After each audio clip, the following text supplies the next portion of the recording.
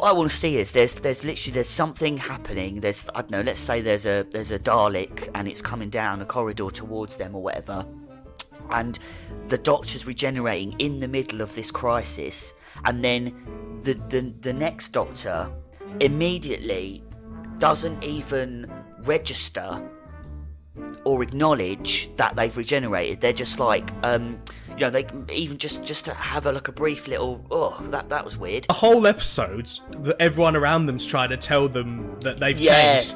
They look in the mirror and they just go, "Why didn't you tell me I changed?" Yes, that's perfect.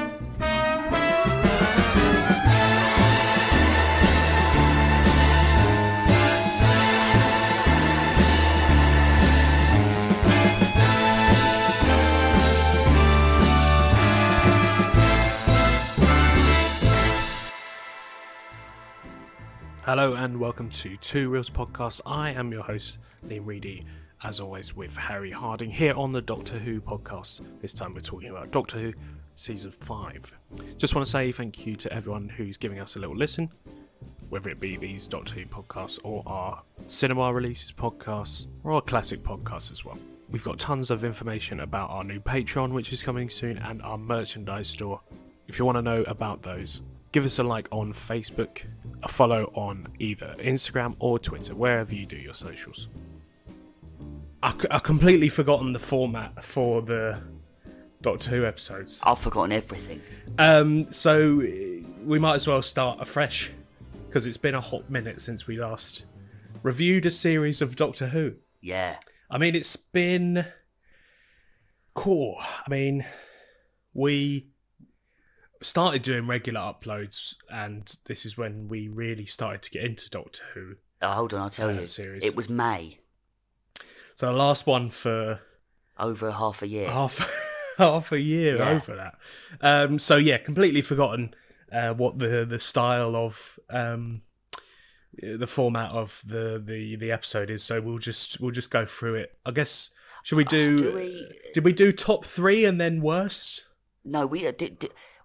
I think we just sort of talk through the series. Yep. Go through it, and then we do our favourite and then worst episodes. Yeah, I think we do our best and worst. Yep. And then honourable mention. And then our favourites. Okay. Sometimes they're different. Right. So professional. I mean, let's do that. Okay, we'll do.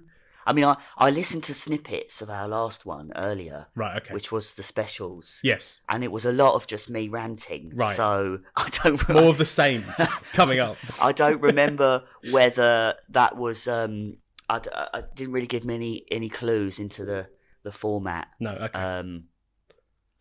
But we're back. Yes. Dun dun dun dun dun dun dun dun dun dun dun. Yeah. It's. I feel like we were kind of all Doctor Who'd out because we did so many in such quick succession. That's right, yeah. And we obviously with the slew of new films from the cinema, it kind of took precedent over looking back. We did say that we were going to obviously go through them. We did. It was just, after talking so much about David Tennant, I feel like we both needed a rest. We needed a bit of a break from Doctor Who. Yeah, which is a weird thing to say. But we picked it up, and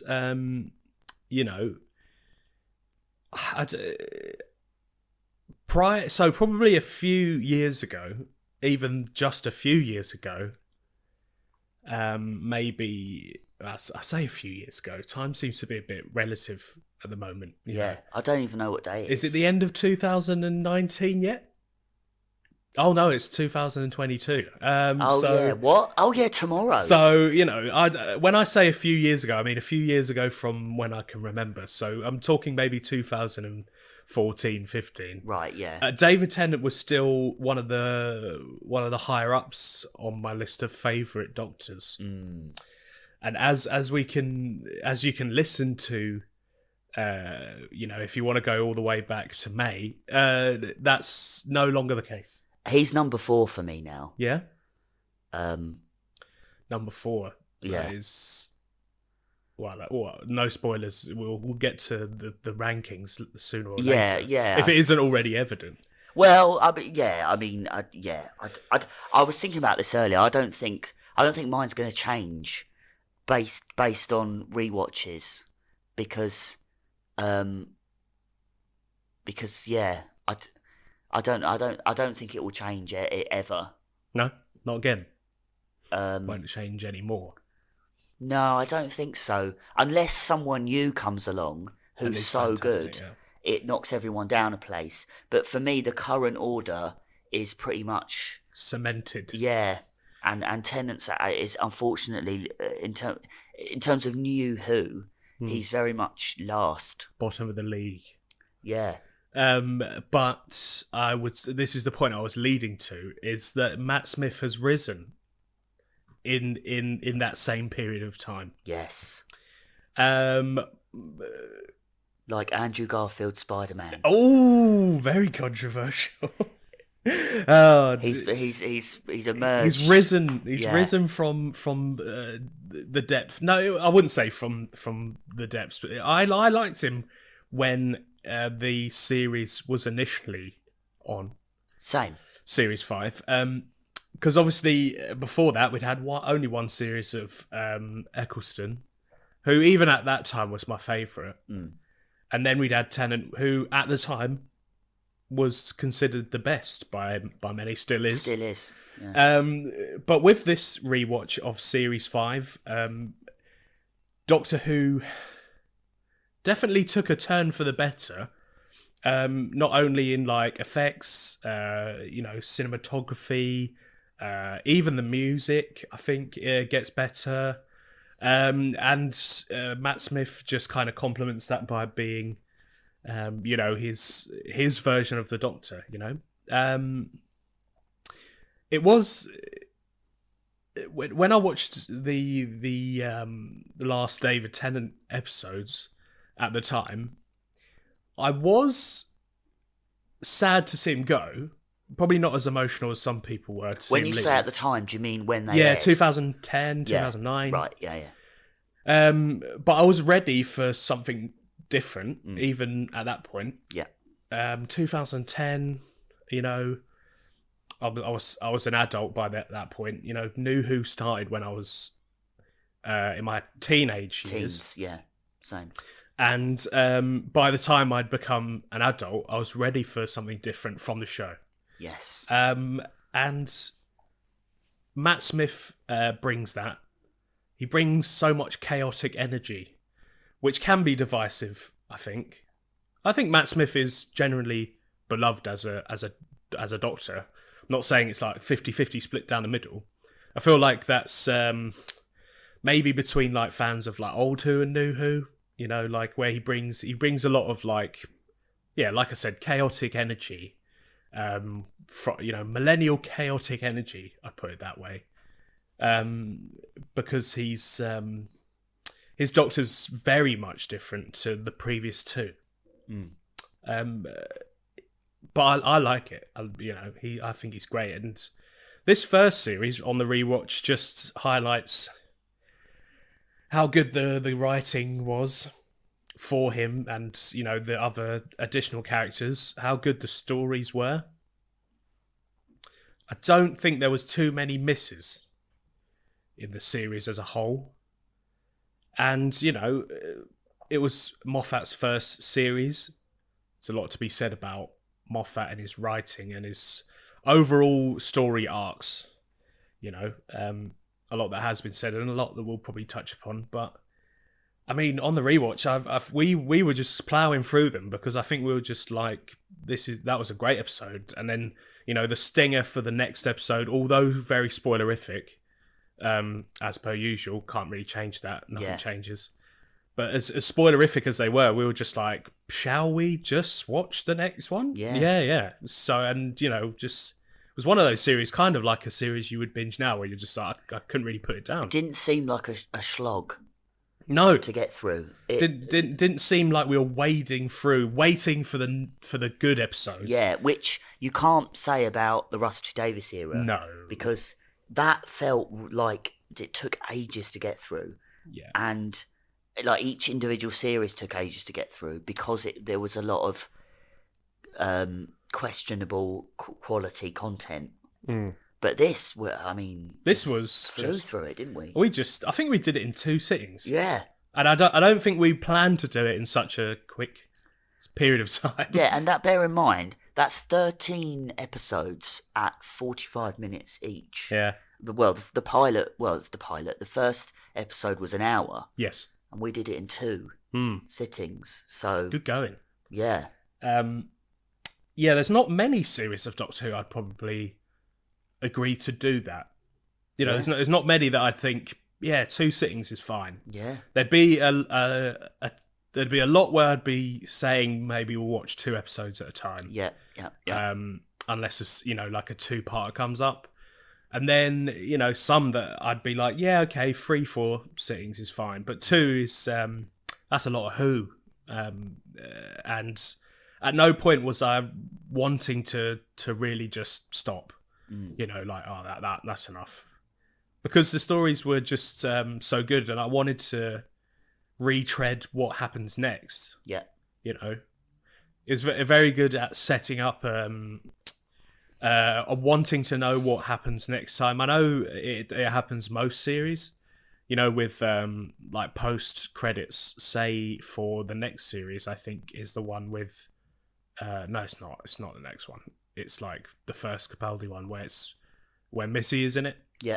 And you're just you want to know what's going to happen next because they have a stinger after each episode, I believe. Yeah, that's right. So you know that it's not uncommon in Doctor Who for them to set up little Easter eggs and what's going to happen next. But with this one, I really wanted to get to it. Yeah. You know. So the series as a whole, I think, is up there with the best series of New Who. It's up there with the best ones.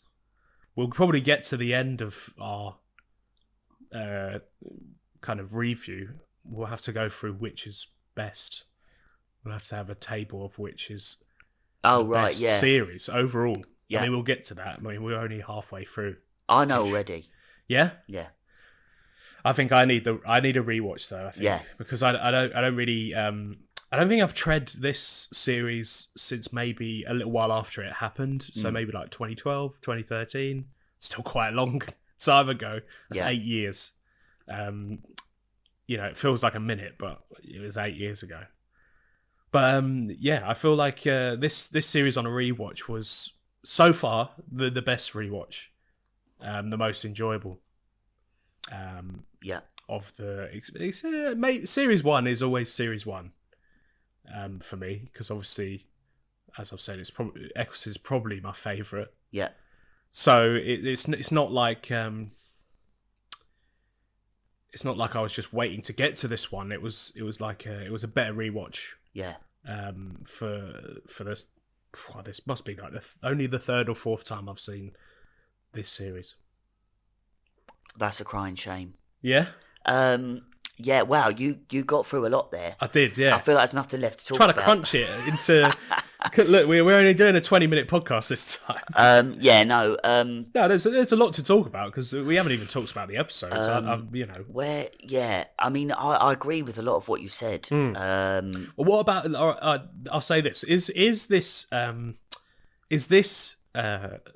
initial episode, the first episode of this series, is it the best introduction of a Doctor in New Who? That's the question. Yeah. Well, I'll get to that. Right, okay. But yeah. Yeah. I mean, I think Moffat was the obvious choice to replace Russell as showrunner because all his episodes during Russell's era were tremendous, outstanding. Yeah. As in, they very much stood out from the rest in terms of the quality of the writing, the popularity of them.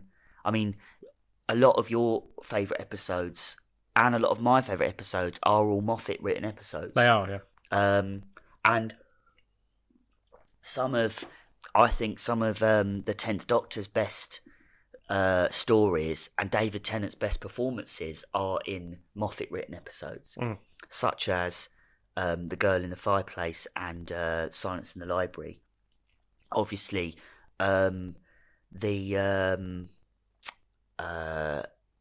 well, I've forgotten its name. The two-parter in series 1 as well. It's probably the best Eccleston story. Yeah, I know what you mean. Are you my mummy? Yeah, the Doctor dances. Doctor dances. Whatever. Yeah. Yeah, he should have just renamed that. Are you my mummy? It would have been so much easier for people to remember. But yeah, they were great, and it does beg the question: if Tennant had stayed on for another series, what would it have been like? Yeah, that is one question that it always kind of pops up. Because I've heard that was possibly going to happen, and it was more or less going to be the same format for Series 5, but just with the 10th Doctor. And a part of me kind of wishes we got that, because, you know, as I've said in the previous podcast, I do feel like towards the end of his tenure, and especially in his final story, the 10th Doctor, for me, the character was ruined. Yeah, the mask slips. And I feel like in this series, he could have been, it could have redeemed his character. If they, you know, presumably they still would have gone with the sort of imaginary friend, Raggedy Doctor story sort of thread. Yeah. And you know, and then I'm not sure how they, I'm not sure how they would have woven a regeneration into the Big Bang. But maybe could have actually died. Well, I think that would have been so much better for him if he had one last series with no ties to the previous series, no returning companions, no Rose, no wanky goodbye montage, no mention of Rose. And at the end of his series, he just regenerates with Amy and Rory present, who are his brand new companions. I don't think it would have been out of the realm of the show. I feel like they probably would have done a great job with it. I would have. I mean, Moffat. Well, Moffat, for all his criticisms, and he does get a lot of stick, not from me, but he does get a lot of stick out there from the fandom. I think the way he writes and handles regenerations are really good. Yeah, his two Doctors, his two regenerations, I think are almost perfect. With maybe some small caveats. Yeah, that's why I said almost. So one of them is exceptional, the other one not as good, but they're still good, I think. Anyway, they're good. They're good. Are those regenerations any good? Well, one of them for me is outstanding. But yeah, anyway, so I think that, and yeah, you're right. I was sad to see David leave. I didn't want him to go. As he said. Yes, yeah.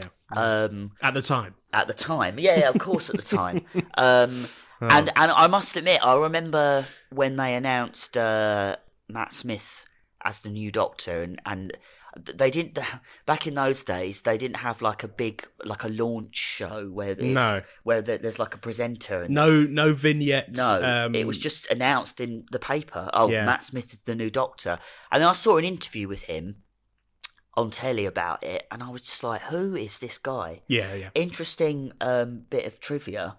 Did you know that Matt Smith got down to the last two to play Will in The Inbetweeners? Did he? It was him and Simon Bird. Wow. And apparently the two guys, Damon Beasley and Ian Morris, I think, they really wanted to cast him. They thought he was a great actor, but they said that he was too charming and cool. Yeah, innit? And he couldn't. Whereas Simon Bird was more naturally Will the character. So yeah. I mean, thank God he didn't. I know, because he wouldn't have been the Doctor if that's the case. He wouldn't have been the Doctor. And he also would have probably not been a good Will. Yeah. And like, obviously, that was the problem the Americans Inbetweeners had. Yeah. They were too good looking and cool. Oh, of course. That's not what Inbetweeners is. Yeah. Welcome to the Inbetweeners podcast. Well, we'll get to that. But anyway, my point is, Fate stepped in, and Yeah. thank God for it. And there were a lot of names being thrown around at the time. Damian Lewis was a popular choice. David Walliams was one. Bill Nighy was a hot favourite. I at the time, did I want a big name? Yes, I was very much in the sort of the sort of Bill Nighy, Damian Lewis camp. I was like, yeah, we want a big name here. Yeah. But but then Matt Smith was announced, and I was a bit unsure. And I must admit, I think I mentioned this in the last podcast, when his initial post-regeneration scene didn't impress me. I didn't like his long hair. I didn't like his high-pitched voice. I thought he was, like you said, I thought he was very manic, and I was just like, and at that point, I mean, don't get me wrong, the Christmas Invasion is by no means a good post-regeneration story, but that was the first time we had what would become the trend of the Doctor acting really crazy just after he or she regenerates. Yes. This whole sort of like, oh, what's going on? Where am I? Oh, fingers. I've got fingers and all this stuff. Yeah, he is the poster child for the crazy regeneration. And I feel like that's now become like the staple. Oh, yeah. Whenever there's a new Doctor, they have to just act really fucking weird for about 10 minutes before, rather than just kicking off with the adventure. I'd see, as a heathen who doesn't know too much about old Who, other than watching many compilation videos on the YouTubes. Yeah. I don't really know what would happen in a prior regeneration, say from old Who. I've only seen the footage. Yeah. But like I haven't really watched the stories, so I don't know what happens. Well, they obviously they acknowledge it. Of course. And they have like scenes of him like picking out his new clothes from the wardrobe and stuff. I bet it's more of a calmer much experience. more calm. It's literally him trying on clothes and looking at himself in the mirror and be like, oh no, that won't do. Yeah, smash cut to the Tardis is on fire. Yeah, but he pretty much gets straight on with Doctor the business at hand. Doctoring, sorry. Yeah. I mean, I think in Spearhead from Space, John Pertwee does spend a considerable amount of time in a hospital bed at unit headquarters, right? Unconscious, bit like Tennant in the Christmas Invasion. But as soon as it wakes up, he just gets on with it. There's no like, I feel kind of weird.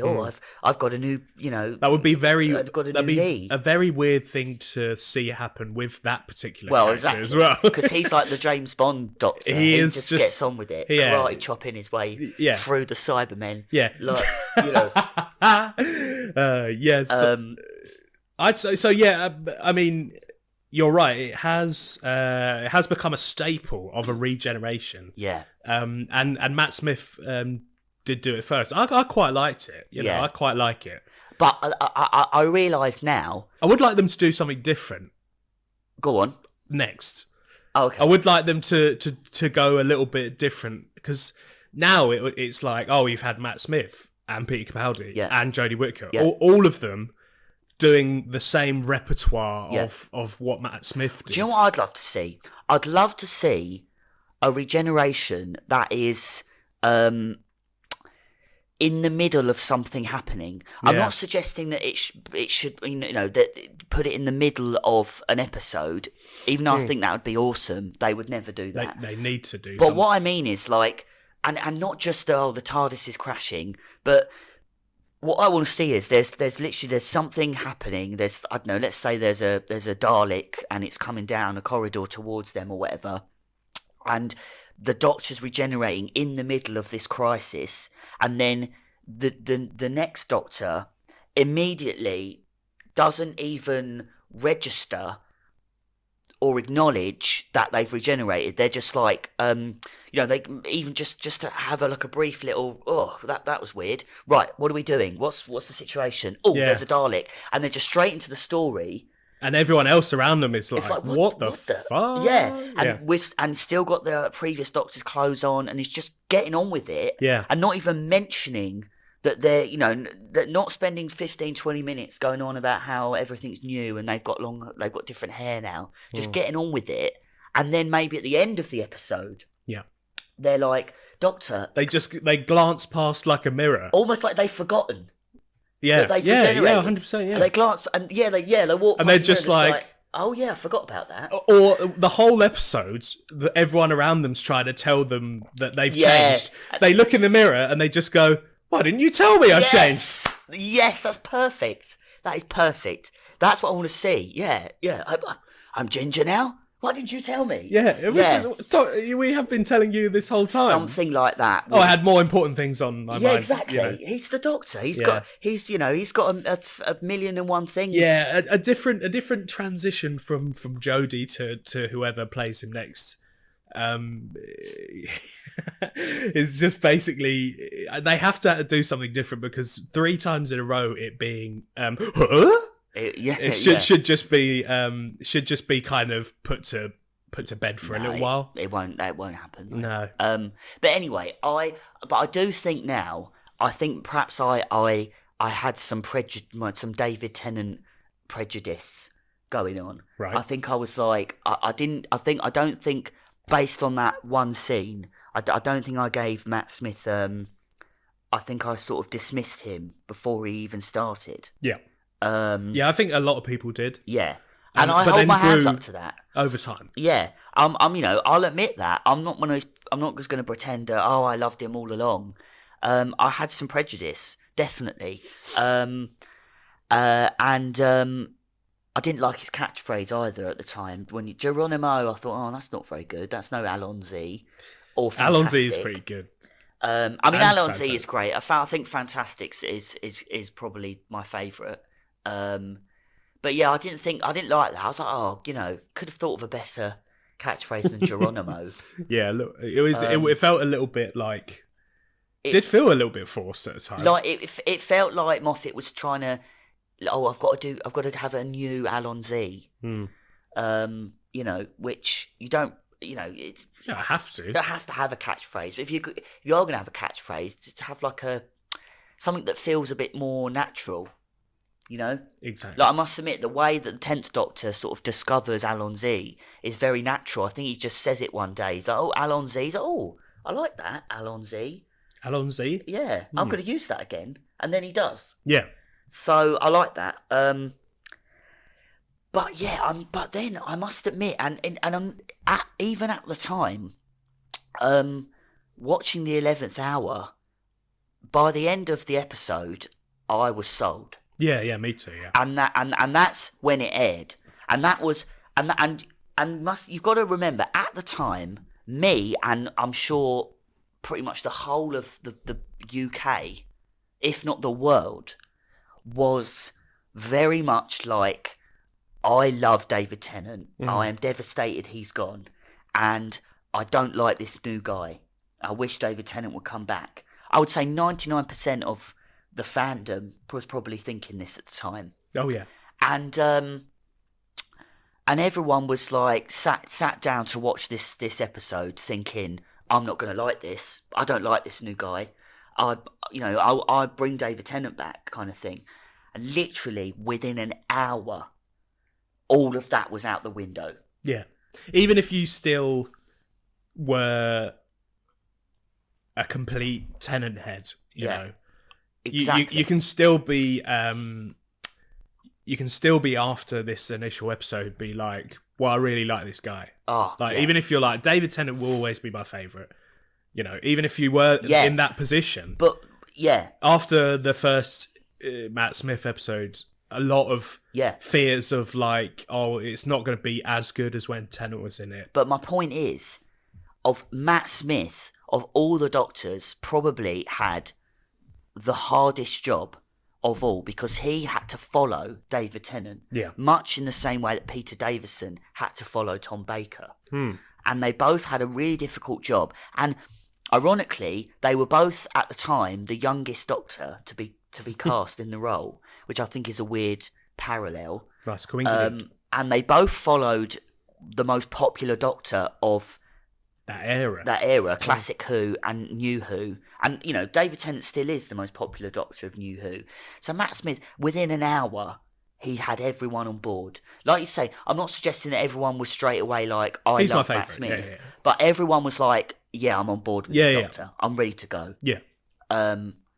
So to answer your question, I think that this story, The 11th Hour, is the best post-regeneration story. Was that your question? Yes.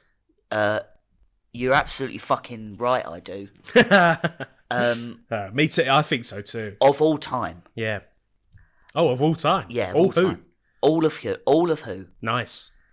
See, I really know about New Who, so yeah, you know, as someone who has a podcast that talks about Doctor Who, maybe I should watch some. But I don't think there's honestly, I don't think in Classic Who there's a great post-regeneration story. I mean, a lot of them, some of them are really bad. Tom Baker's first one's all right, Robot, and John Pertwee's is pretty good, Spearhead from Space. And I haven't seen it yet because it's only just been found and made into a animated feature. Right. But The Power of the Daleks, which is Troughton's first adventure, apparently that's pretty good. Oh, okay. But I haven't seen it yet because it was one of those lost episodes. Yeah. But yeah, I mean, McCoy's was bad. Colin Baker's was bad. I can't remember what Peter Davison's was. Obviously, Doctor Who the movie's not fondly remembered by many. Not fondly remembered. And no. Rose is Rose and the Christmas Invasion are pretty. They're decent first stories, but they're not remarkable post-generation stories. I wouldn't say, even if we're just looking at them as episodes, I'd say that the 11th Hour is a better episode than either of those two. I completely agree. I mean, 11th Hour is not only is it the perfect. Almost perfect post-regeneration new Doctor story, but it's also just a great Doctor Who story on its own. Mm-hmm. It's quite basic if you think about it. I mean, it's set in the village. Yep. Yeah, there's like a global threat, but there's no unit, there's no like President of the United States getting involved. It's just them. He makes a point of saying that, you know, he's got no sonic screwdriver. That's right. No TARDIS. No TARDIS. And that's it. He's just got his own brain to work this. I think doesn't he say at that point in the episode, I've only got like 20 minutes to Yeah. And there's literally 20 minutes left of the episode. Yeah, to that point. So, you know, it's not only is it a good post-regeneration story, it's a great Doctor kind of stripped down episode. Yeah. Like you said, like, it's just in one location. Yeah. No Sonic, no TARDIS, no, you know, fluff really. It's just a stripped down Doctor Who episode. It's a good way to kick off the series because I think so. Afterwards, it gets into your more familiar territory. We've talked about the formula on this. You know, and the formula kind of sticks around after T. Davis, who made the overarching series formula. Yeah, but I mean, if it ain't broke, don't fix it. I mean, it's stick with it. That's what. Yeah, it's a science fiction show for Saturday afternoons. It's not supposed to reinvent the wheel. Yeah, exactly. It's there for entertainment purposes, and you know, like you said, if it is an entertaining way of getting across to audiences, why change it? But yeah, that is still prevalent here in Series 5. Yeah. You know, going from like initial regeneration, and then you've got your one in the future, one in the past. Yeah. You know, and then you've got a two-parter, and then it's more prevalent of like trying to connect it to the series finale. Yeah. We've talked about it before, but again, still here, but it's just done so well in this series. Yeah, the initial episode, the introduction of Amy and Rory, you know, Amy as a companion initially is really good, you know, and yeah, I really like it. It's great because like it could have gone badly having the companion be so intrinsically linked to the Doctor, because Rose obviously she just joins Nine. Yeah. You know, after he asks if she wants to come traveling with him. You know, Yeah. like most companions anyway. And then with Martha again, he just asks if you want to just come. Yeah. You know, yeah, she's a part of the story that happens. They always are linked slightly. Yeah. But it's not like fate. Yeah, it's not like this where it's you know, she is so taken by the Doctor and his very short amount of time with her as a child that like the rest of her life is affected, you know, and you know, she basically she does come a little bit obsessed, I'd say, you know. You can tell by, you know, the stuff that's in her room and stuff, like drawings and stuff. But the character is just so impacted by the Doctor that it becomes like it shapes her life. Yeah. And then she starts going on adventures, like so. You know, it's. I feel like this companion is so linked to the Doctor. It could have gone so wrong because it could have just been done badly and it's just not worked out. But it does work out. Well, I think it works because of the excellent writing. Yeah, because of Moffat. Yeah. Yeah, and you know, I really like that as well because I think I've said this before. But it is really strange how a sci-fi TV show that is about traveling through time and space in a time machine doesn't actually feature a great deal of time travel. Yeah. Like as in direct time travel. Yes, yeah. Like there's a lot of going to like Pompeii places and historical events in the past. Yes. But there isn't a lot of like immediate time travel in their own timelines. No, yeah. And I know that that's something the Doctor is always saying, or you know, can't mess with the timeline or whatever. But what I really like about this story is straight away within the first sort of 10-15 minutes, there's a lot of time travel, as in first he lands in a garden. I'm assuming in the 90s or whenever, when she's a kid, and then he meets her, and then when he comes, and then he goes and comes back, and he thinks it's been like a minute, but for her it's been like 15 years. Yeah, however, like 12? 10, 15 years, and so I like that. Yes. So there's straight away you've got a bit of time travel. Yeah, I really like the whole imaginary friend thing. I like how it's hard to describe, but Moffat very cleverly, he sort of makes the Doctor almost the supporting character in this sort of tale, this fairy tale, but at the same time he's still the lead. I like that because it makes the Doctor seem more mysterious, more sort of magical. He's like the imaginary friend, the fantastical companion, and then the companion, in this case Amy, becomes like the protagonist almost. Yeah. I'm trying to think of a good comparison for that, but I can't. Maybe circle back.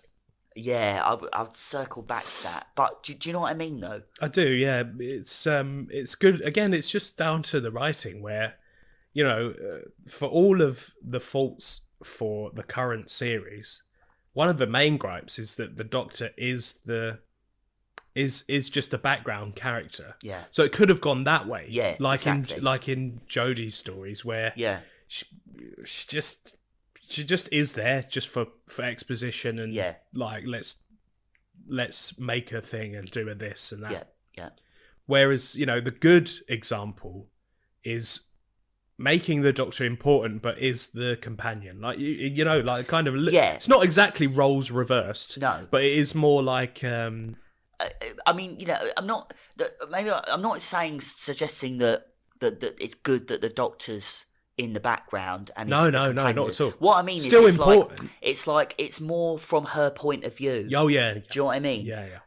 So it's more like, rather than from the Doctor's point of view, where it's him meeting these new people, it's from her point of view, and from her point of view as a sort of normal human being. This he does. I mean, that is the point. Like that is the point of the companion, but it does happen in other stories. Yeah. But it's more prevalent, and it happens a lot more often. Yeah. With good Yeah.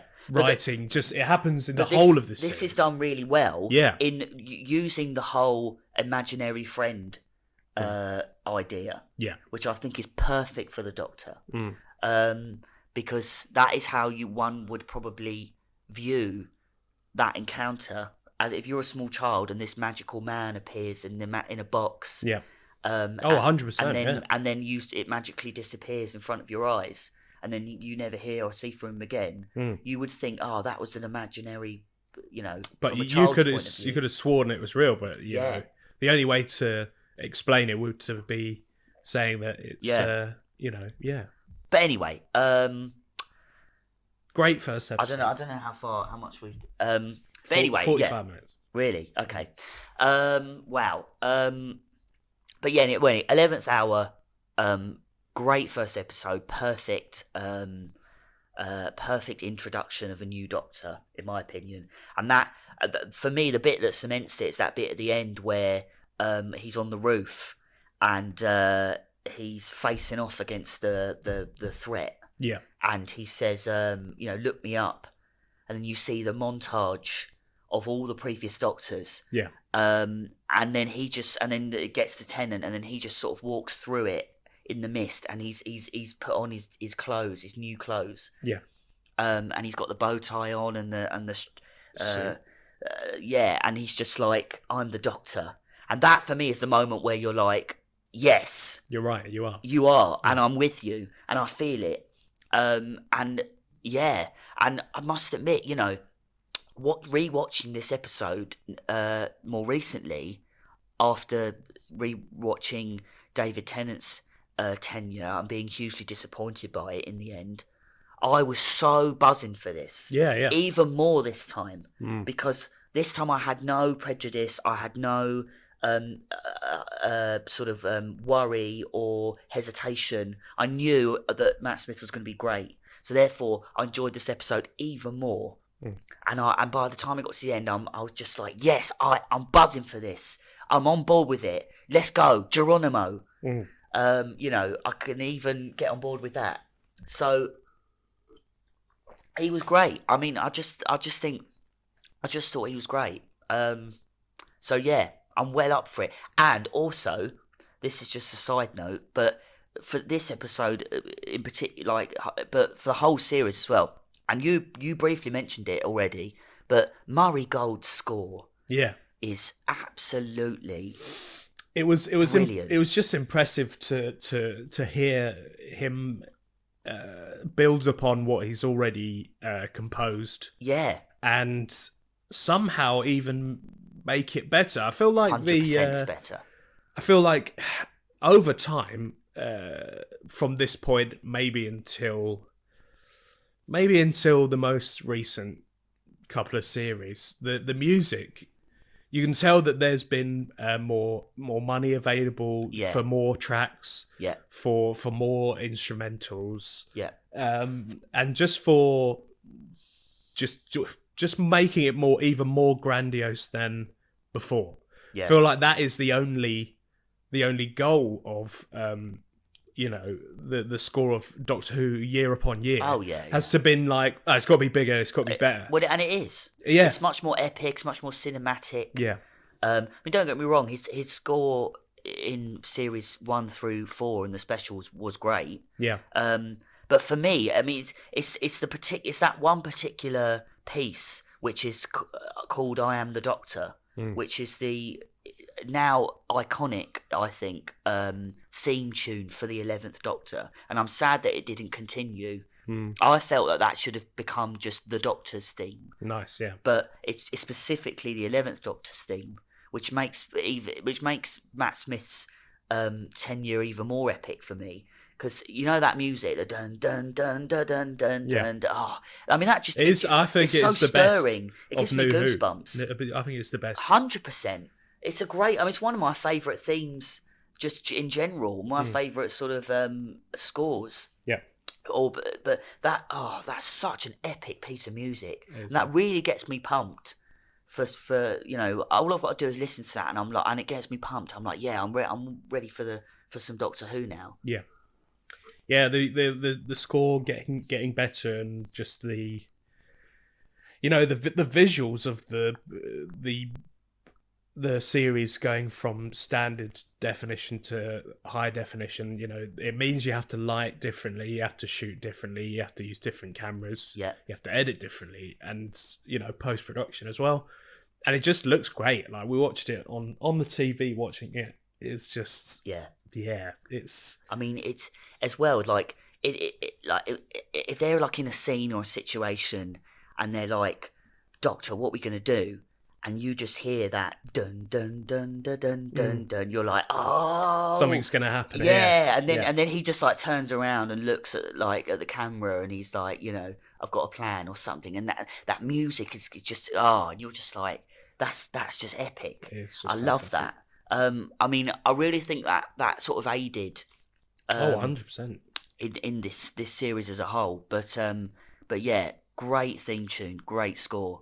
I mean, I think that's for me. That's as iconic as the actual Doctor Who theme tune itself. It is now. I think it's just. I associate it entirely with Doctor Who. So yeah, epic stuff. But yeah, we've talked quite a lot about the 11th hour. So yeah. Do we go episode by episode, or just?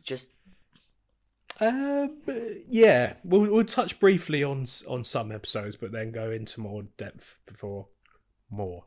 Yeah. Okay. Well, I mean, so the Beast Below was episode 2. Yep. Which just like just like in the formula, second episode in, you go straight into the future. As far into the future space. as you want. Yeah. I mean, do you know what? The Beast Below, when I first saw it, I thought it was just okay. Yeah. It didn't really like excite me. Which is, I think that's sort of like the curse of the second episode, because that does happen a bit. There is a bit of a you're on a bit curse, of a come down, aren't you? Yeah, yeah. But do you know what? Upon rewatching it, I really enjoyed it. I thought it was a really good episode. I liked the concept of it. I liked the idea. I thought it had some interesting like moral themes in it. I mean, going on the rewatch, it was, I felt the themes a little bit more. Yeah. Not sure why. Maybe I'd just forgotten. But it was. Do you know what? It was a decent Doctor Who adventure. I enjoyed it. Yeah. I didn't think it was schlocky in any places. No. I thought it was. Like, is it the standout episode of the series? No, by no means. Solid. Is it the worst? I don't think so. And compared to a lot of Doctor Who now, sort of post 2017, I mean, The Beast Below is like worthy of an Oscar. So, if that's what I'm saying is, if that is among like not the best in this series, which I think is very strong, then that it's still really good. Still great Who. Then we have Victory of the Daleks, which is, I think, maybe one of the good. I don't know. I don't know. It had elements of really good Doctor Who, and some that I was just a little bit like. Again, it's sometimes I have to just kind of reel myself back in and remember that it's Saturday afternoon telly. Yes. So I can forgive some schlockiness. I mean, I think this is the weakest episode of the series. I was going to say so. But like I just said, that for this series, and for the Moffat era in general, that is not necessarily a bad thing. No. I mean, again, compared to a lot of Doctor Who that's nowadays, which is god awful. This is, I would sit down and happily watch this episode any day of the week. If you gave me a choice of, this episode or anything from series 11 or 12. I'd be I'd like, rather sweet, watch this. fire up Victory of the Daleks. Yeah, Victory of the Daleks for the victory. Oi! But yeah, there are some good points in it. For me, the only real not bad points, but like I was a bit like, oof, okay, is the new design of the Daleks. Yeah, the new design of the Daleks. What do they call them? They call, I don't know. The fandom calls them something like the beefy Daleks or something. I don't know. The rainbow Daleks, or the multicoloured. See, I'm Daleks. I'm not bothered about the colours. Like they're a bit bit vibrant, but it is just like the redesign. They are just like they are just like roids. Is it the Spitfires flying in space? Yeah. That for me is I'm not a fan. Yeah, like, Danny boy to the doctor. Danny boy to the doctor. Yeah. What ho? I'm going in now. Yeah, honestly, that bit for me is just a little bit. It's just a little bit for me. It's just a little bit cringy.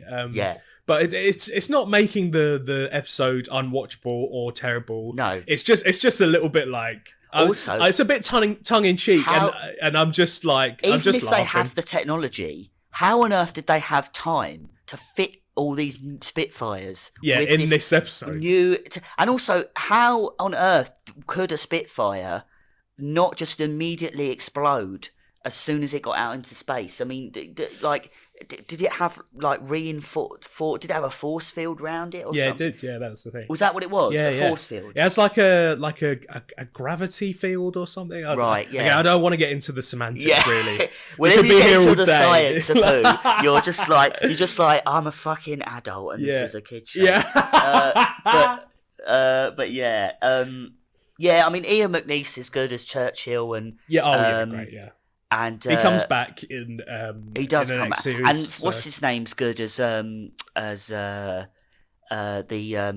doctor. It's the Scottish who's a Dalek. scientist. Do you know who I remember him? He's the guy. Have you seen Spice World the movie? I have seen Spice World the movie. He's the guy who runs the cafe and there's the flashback scene where the Spice Girls come in and they do wannabe. And he's like, oh, I still prefer jazz. Did you remember that bit? Yeah. He's like, have you got any jazz? And they're like, oh, don't be stupid. Look, let us do our song for you. Okay. Yo, I'll tell you what I want. And then they perform it and he's like, well, it was good, but I still prefer jazz. Bill Patterson. As, what do you call it? Edwin Bracewell. That's it. Yeah. Doctor. The jazz guy from Spice World. He plays it pretty well. He's not bad. It's him being a Dalek bomb is as well. It's a little bit like, so he would never have like looked at his torso in his life. It's a bit schlocky. That's a bit schlocky. It's a bit of a schlocky one, but it's all right. In no means does it ruin the series. At no means does it make me think I don't want to watch the episode. Not at all. And yeah, it is just like the schlockiest stuff from Doctor Who in an episode, but it's still quite a nice watch.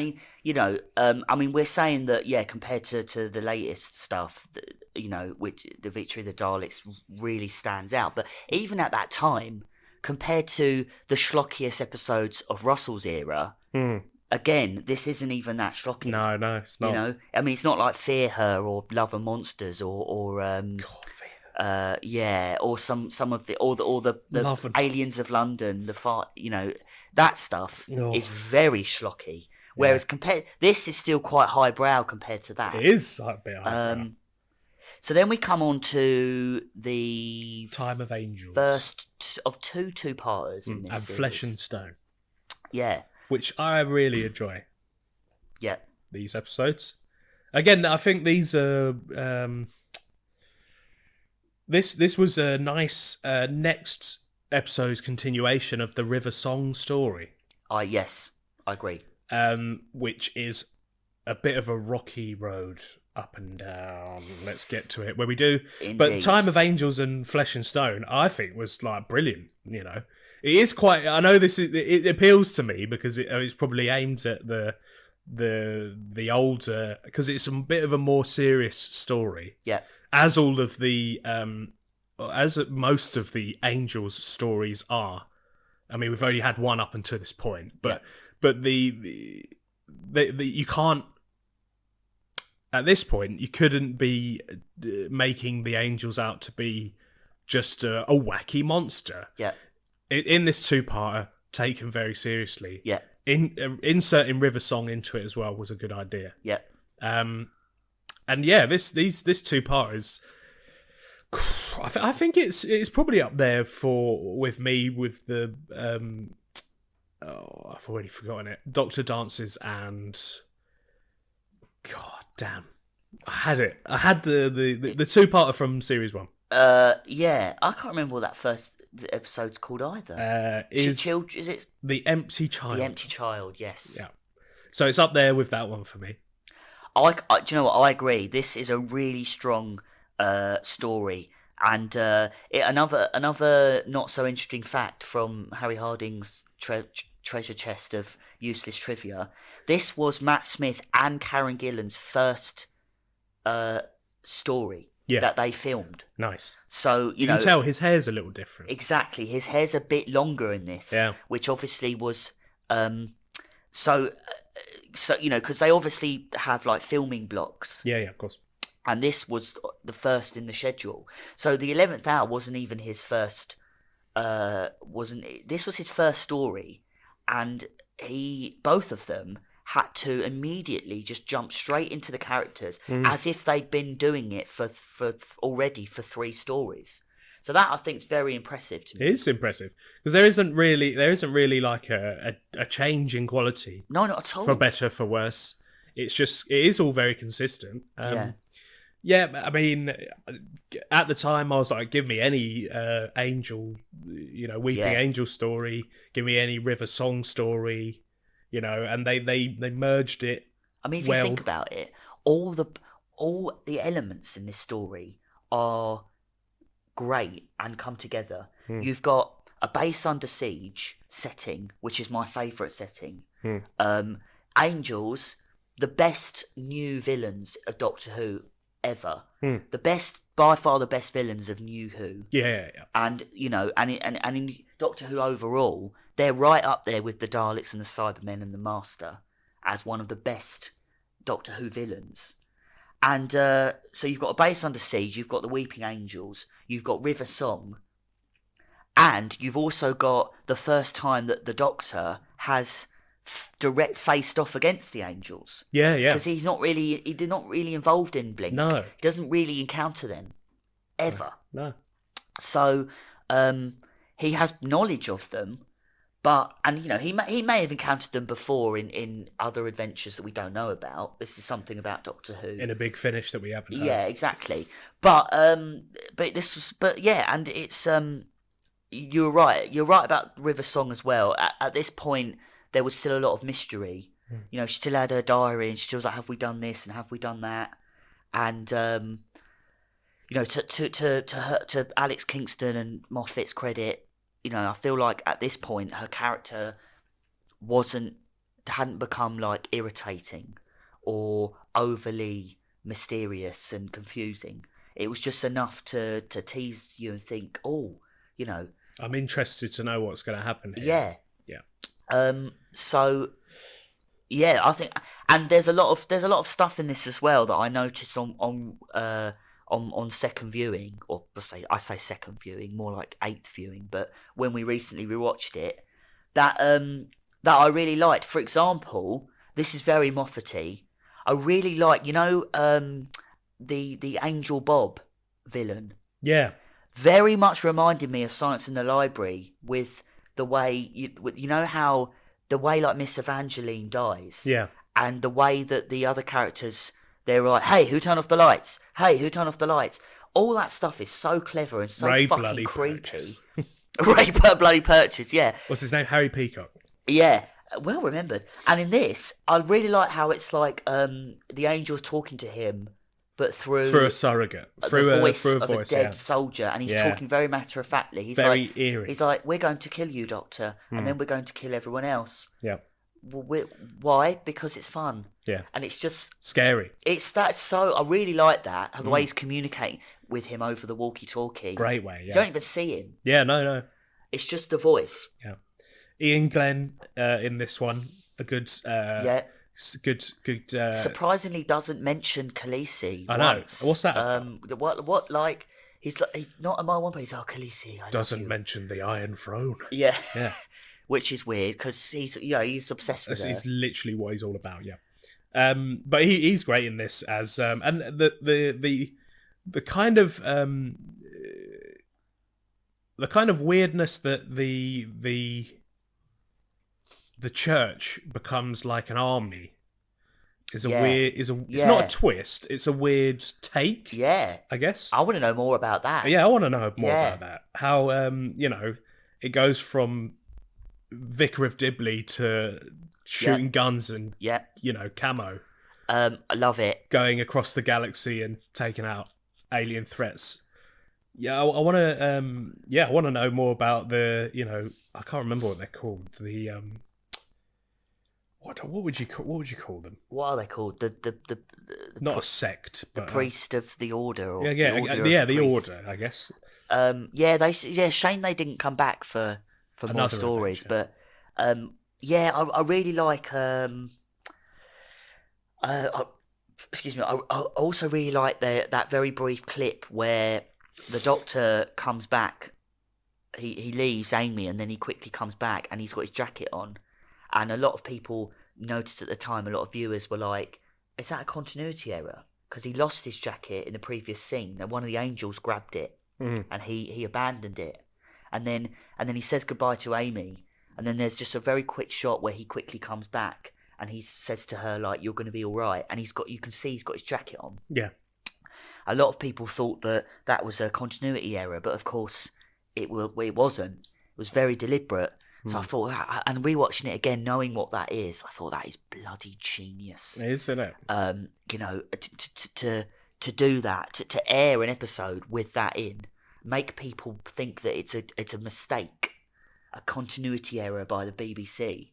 And to then reveal that it's brilliant. I mean, I didn't know at the time, but now I would expect things like that. But well, they're not clever enough. Chibnall's not clever enough to do things like that now. But but yeah. I do like one part of the two-parter that always gets me is in the second of the two-parter, which is Flesh and Stone. Flesh and Stone. Is when the one by one the soldiers investigate the crack, and they're just completely forgotten.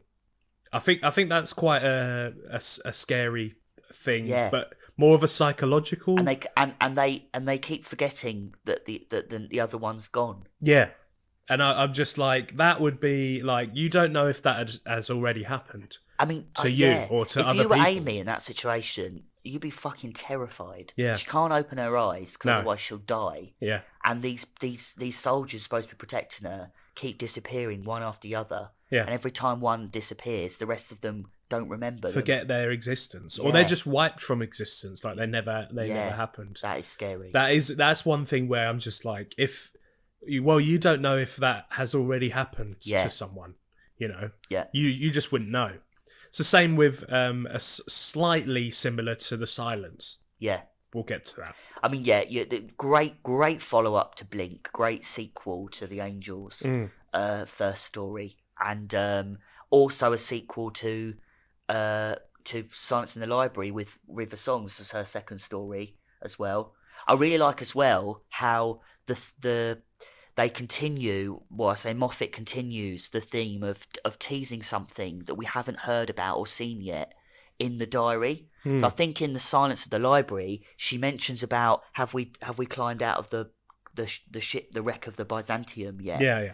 And we're as viewers like, what the fuck is she talking about? And the Doctor's like, what the fuck is she talking about? Next series or series after? Yeah, that was series 4, and this is series 5. And now we actually get that episode This is about how they escape from the Byzantium. And then I think in this episode she mentions, have we done the Singing Towers yet? Or something. And that's something we don't see till like series till like the Christmas special. I think the series 9 or Christmas special. That's 2 series later. Yeah. So I like that stuff. That's Moffat planting seeds everywhere, like a little gardener.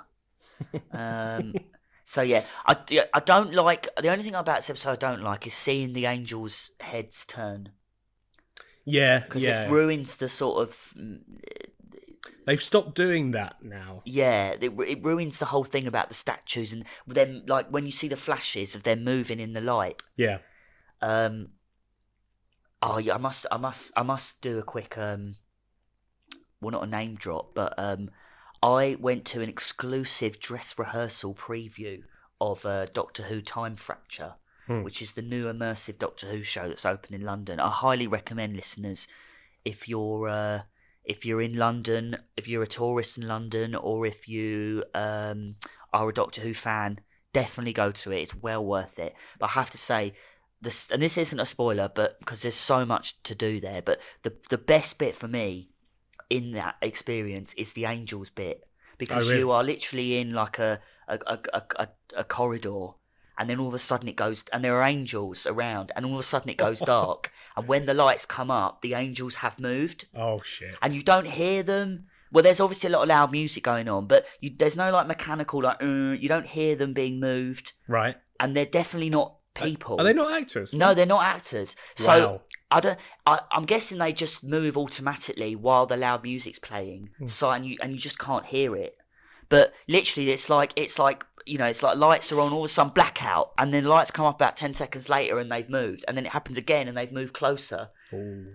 And it does seem really real. It was a just like you said. I was really pissed at that point as well in the night. So I was proper like, what? Tripping. Yeah, again, they are just iconic villains, and this is just a story that just cements them as such. I agree. You know. So moving on to Vampires of Venice. Yes. So our second historical of the series. Our first should we say horror episode? Yeah. Because there's always a horror episode, isn't there? Yeah. Where it's like a classic horror sort of antagonist, like a werewolf or vampires or something of that nature. Yeah, it follows the beats of like a familiar horror. Yeah. Yeah. Again, not one of the best. No. I mean, to be honest, for me, this story is it's a bit like Victory of the Daleks.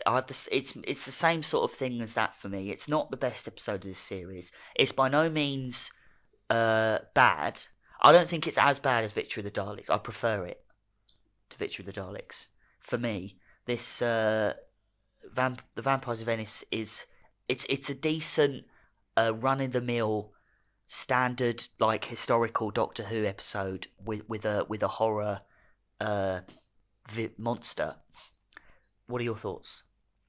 Yeah, I agree. It's never going to be high up in anyone's charts of greatest episodes, but again, just no way, shape, or form is this a bad episode.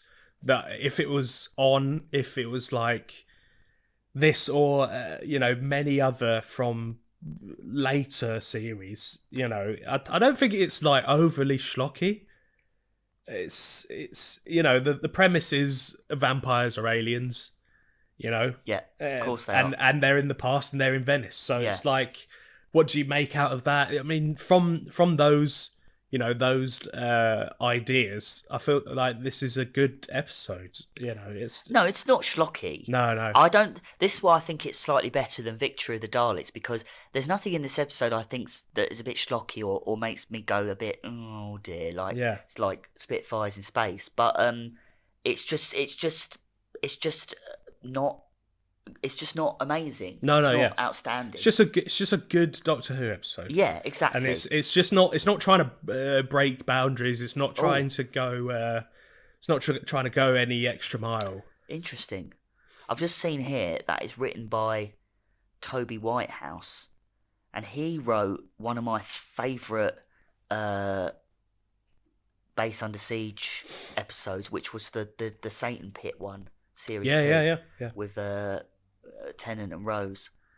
But yeah, it's all right. It's all right. Yeah. It's not the best. And the whole this is kind of, I think this is kind of the introduction of Rory coming on the Adventures as well. Yeah. The Doctor, who through was it it was the prior episode. Yes. Finds out that Amy is kind of infatuated with him. Yes. To an extra level. Yeah. Let's just put it that way. And the Doctor not being a huge narcissist is like, no, I think I should try and help. I mean, show Amy what she's got, and brings Rory along for the adventure rather than leaning in. Thank you. Exactly. This is what I was saying. I think I complained about this in some of the earlier series, maybe 3 or 4. But this is exactly what the Doctor should do in that situation, which is what the 10th Doctor didn't do. His companion's got the hots for him. She literally tries to snog him. So what does he do? He immediately goes and gets her fiancé, brings him onto the TARDIS, and takes them to what he thinks is going to be a nice romantic getaway, which is why they're in Venice in the first place. Yeah. So they can have a getaway, a much needed make or break type of thing. Whereas the previous Doctor was just like, was just, he's either gonna fall in love with them, or he's gonna like flirt with them and encourage them, like he does with Martha, and just sort of being like, oh yeah, I am handsome and all this stuff, and I just like, really, that's not what the Doctor's about. So hats off to him for doing that. Another thing I really like as well is I really like, I mean, don't get me wrong, Amy and Rory's relationship in general for me is problematic. Hate to say that word, but Amy and Rory's relationship is problematic for me in that it does treat him a bit poorly at times. I think. Oh yeah. She's very, she's not very nice to him, and some of her actions are very questionable. Yeah. But at the same time, she's not quite. I don't think that she's as bad as Rose and Mickey, for example. Oh, 100%. The way that Rose treats Mickey, because the way when Mickey asks, first of all, Mickey has to ask if he can come with them on an adventure, and the 10th Doctor's like, well, I sort of suppose it's all right with me, and Rose is like, oh yeah, if you have to, like rolling her eyes kind of thing. It's like, that's your boyfriend. Yeah. You know what I mean? See, you say like that they have a relationship, but I don't feel like they do. Well, no, it's Rose and Mickey is just like, if you were to show the scenes to someone but take the dialogue out, you would ask like, oh, do you think these two are dating? Yeah, it seems more like they're not affectionate. Like they don't really do. She's basically friend zoned him. Yeah. They are meant to be going out, but she's completely like not interested at all. Both of these relationships are just, they are quite similar in certain aspects. One of them, just when I rewatch them, I'm just like, they just keep you around just for because I don't know, because they don't want to be alone. I don't know.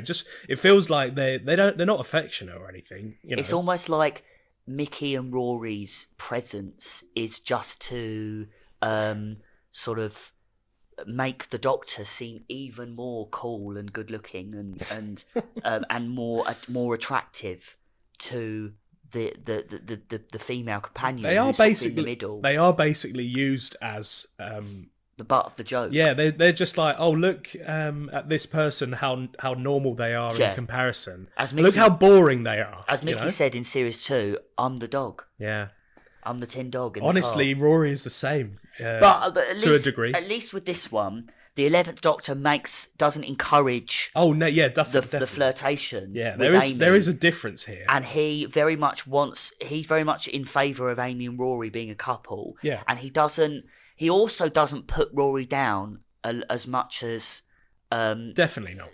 10 and even 9. I'd did say to by Mickey. the end of the series, they are friends. Like, Yeah. Whereas, I know in the end, 10 kind of ended up tolerating Mickey. Yeah. And then at the end was kind of, you kind of got the sense that it was that kind of relationship. But with this one, I feel like you had all of the same situation very early on. Yeah. But there was actual development into friendship a lot quicker. Ironically, I think in this situation, it's more Rory being jealous of the Doctor and Amy's relationship, and the Doctor, which he's quite right to be, he's not unjustified in feeling threatened. But the Doctor in this situation, the 11th Doctor, does nothing to encourage that, and he does actually try to make Rory not like sort of involve him. Whereas in the Mickey Rose situation, I feel like it's the complete opposite of that. I feel like Mickey's not jealous enough and not bothered enough by it. Yeah. And the 10th Doctor is very much and a little bit the 9th, but not so much, is very much being flirty and encouraging the infatuation. But it does make it. I do like it in this series and in this sort of dynamic. I do like it when Rory challenges 11, and sometimes he puts him in his place. Yeah, and he does say sometimes like, no, like she's my responsibility. I will help her, or that only increases over time. Yeah, as well. and Rory, to his credit, his character does develop, and he does grow. He goes from this sort of wimpy, nerdy loser, which is in the 11th hour, and by the end of the series, he's like, he's the centurion who waited for 1,000 years, and he's very much like his own man, and he's sort of coming to his own, and he doesn't take it as much. And when he feels like the Doctor has stepped out of line, not necessarily on purpose, he says to him, I can't remember what episode it is, but there's one episode where I don't know if Amy gets captured or something, and the Doctor's like, "Don't worry, Rory, I'll get her back. I'll save her." And Rory's just like, "You see, this is what you do. This is what you do. You're dangerous. You put people in danger, and you don't think about the consequences, and you don't think about how that affects other people." And doesn't he also say that he makes people want to impress him? Yes, that's it. You're right. He says this is what you do. You make people want to risk their life for you. I think that is in either The Hungry Earth or Cold Blood, which is the second two-parter, I believe. Well, yeah. Could be. And I wish someone had said that to 10 more. Yeah. I wish 10 had been put in his place more. Yeah, 100%. I wish 10 had Amy and Rory. Wish Mickey had said this as well. Yeah, because I feel like the way that Rory acts is much more natural and realistic, and it's much more how I wish Mickey had behaved. And I feel, unfortunately for Mickey, even though he does grow and he does become more confident and brave, I feel like he sort of gave up. Yeah, oh yeah. He doesn't really fight for her. Not a lot. He just sort of throws in the towel. He does throw a bit of a tantrum here and there. Which is fair enough. It's not the same, but he does afterwards he does kind of be like, well, right, because he's more of a flitting character than Rory is. Yeah. One of the first times that we see, or one of the next times that we see Rory make one of these kind of growths as a character is in the next story, which is Amy's Choice, which is my favourite episode of the series. Oh, Controversial. And I think that Toby Jones's character as the Dream Lord is the one that tops most lists as villains or characters that should return that have never returned to Doctor Who. Absolutely. Yeah, it's one of my favourite just because A, because of his performance, and B, because it is one of those. It is a little bit stripped down again because there's only 2 locations, not a lot of time travelling. Yeah, It's I wouldn't say it's a simplistic story, but it actually is quite simple. I'll take that back. The way he describes it, again, it's Amy's choice, hence the title. yeah. But it's like, is this the dream, or is this the dream? Yes. Which reality is reality, and it's like you have to choose. It's just an interesting episode, and also when it's basically revealed that these I guess are they spores? They're like spores, aren't they? Have got into the TARDIS, Yeah. and created this illusion. When the Dream Lord is basically through dialogue, you realise that the Dream Lord is just like a darker version of the Doctor. Yeah. You're right. I mean, you're right. This episode's so strong, mainly for Toby Jones' fantastic villain. Oh mate, he's so good. He plays it serious and then turns on a dime and plays it funny. Yeah. I mean, goodness. I remember watching this at the time and thinking, please let him be the Master. I thought that was going to be the twist at the end, was that he was the Master, or he was going to come back as the Master at a later time. Because, but I still do really like the twist that he's the Doctor. He's the representation of the Doctor.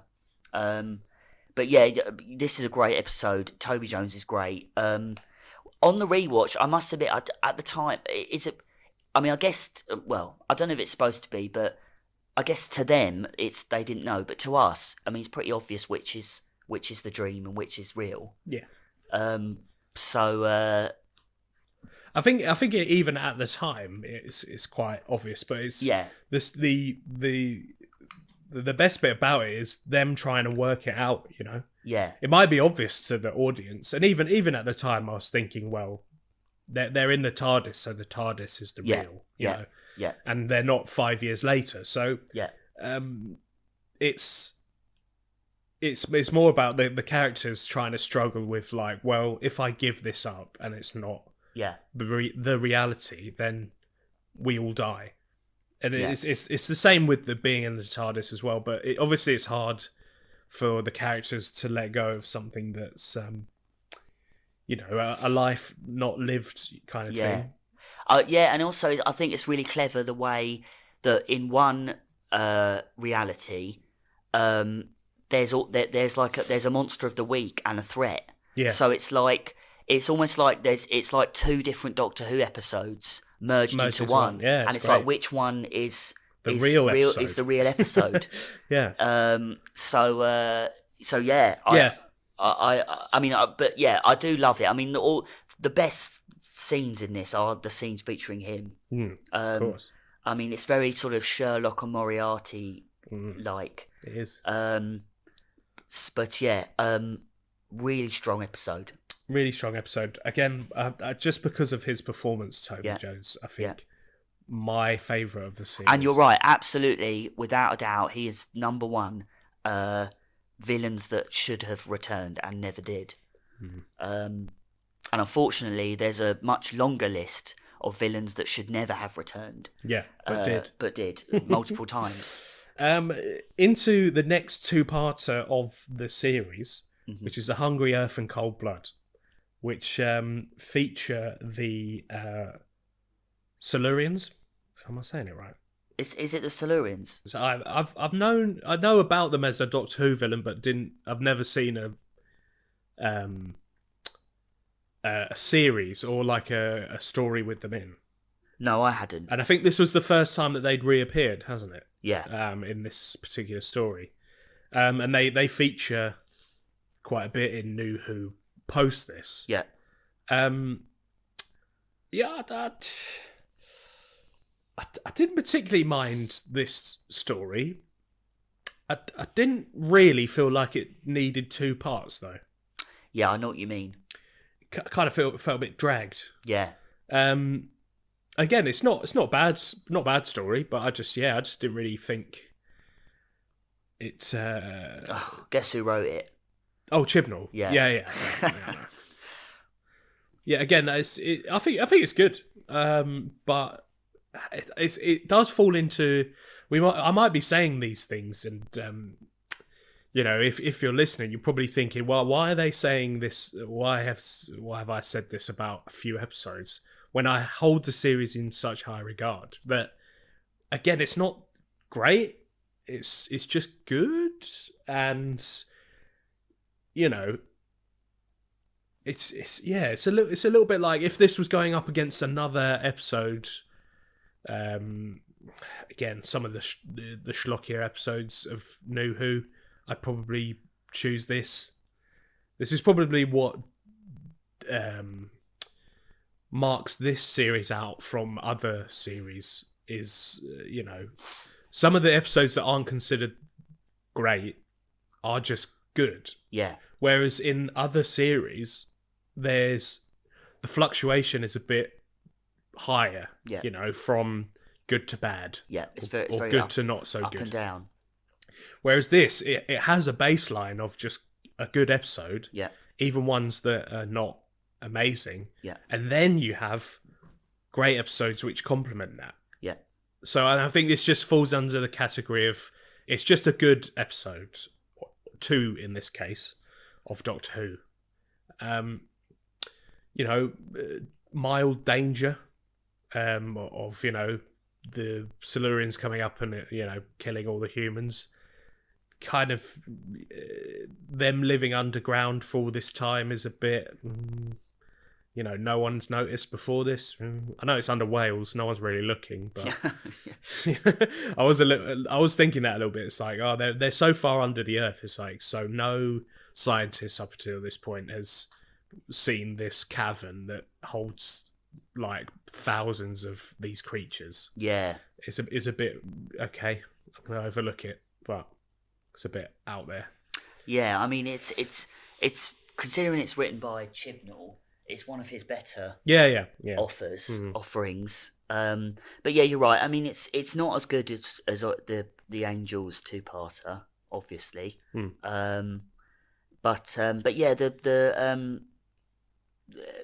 yeah, whoops. Yeah, they're a decent. Yeah, do you know? Yeah, you're right. It could have easily been one episode, but it's not a bad story by any means. It's enjoyable for what it is. Yeah, I mean, I guess the most noteworthy things about this story really are the references to the overall series arc, which is obviously there's the cracks in time, which are mentioned quite a bit throughout the series, which I like. It's not just teased in like the first episode and then not mentioned again for the whole rest of the series until the finale. It's very much a continual theme that goes through this series. Like we mentioned it in the Angel 2-parter, the crack plays quite a big part in one of the scenes. And obviously in this one, Rory gets killed for the first of many times. And gets sucked into one of the cracks and subsequently forgotten about. Yeah. And we also discover in this story that that there's a piece of shrapnel from the explosion that caused the cracks is off of the Tardis. So this is when we first learn as well that it's the TARDIS that has exploded and caused the cracks in time. So I like that. Yeah, it does have connotations to the overall arcing story Yeah, of the series, which is good. I think adds a little bit extra to this story. Yeah, again, I just feel like it was a bit didn't really need two parts, and it was a bit just a bit okay. It's the Silurians as a villain are good, but I don't know if they were quite as menacing as they could have been. I felt that was a bit of a missed opportunity for them to be like a really vicious. I know the one of the characters was, she plays a bit of a mind game into getting the people who are above ground to killing her, which I feel like was pretty good. Like it was quite psychological, and but I feel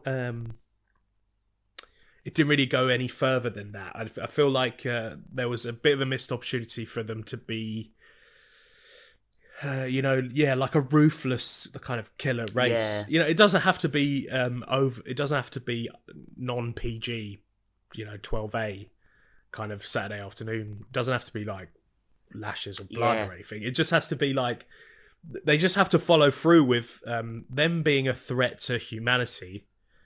But then they're just kind of a bit meh. They just needed to follow through with the threat of this species being, reptilian killers. Yeah, I know what you mean. It feels a bit empty threat. They could have gone with.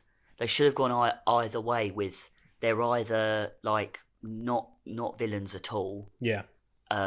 Or they are just very much villains. Yeah. Yeah, I know what you mean. And yeah, you're right about the whole idea that there's like a whole civilization deep underground on Earth that's been around for millions of years. Yeah, it's a bit, but it is what it is. But then we move on to Vincent and the Doctor, which is written by Richard Curtis. Nice. Oddly, yeah. His only Doctor Who episode to date. Very out of the blue. Very random, considering that he writes, British romantic comedies mainly, and that's what he was very much known for at the time. And he was hot off the heels of Love Actually. He did write About Time though. I don't know. Do you remember that film?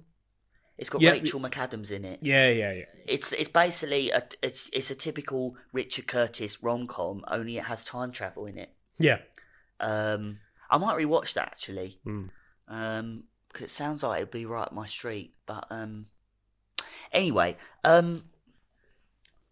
yeah, I really, really love this story. This is my favourite. Yeah, this is second favourite for me. I love this. Yeah, this episode. I mean, the thing about this as well is it's just beautiful. It's a really beautiful story, and I mean, yeah, the monster is very much a monster of the week, and that sort of that almost subplot of the episode, featuring the monster. Could you have not had it?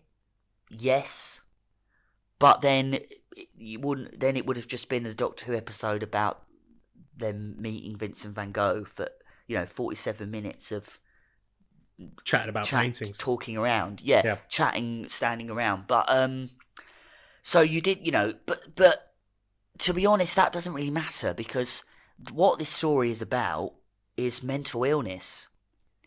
And I think that, the way that is handled in this episode is done with such tact and sensitivity.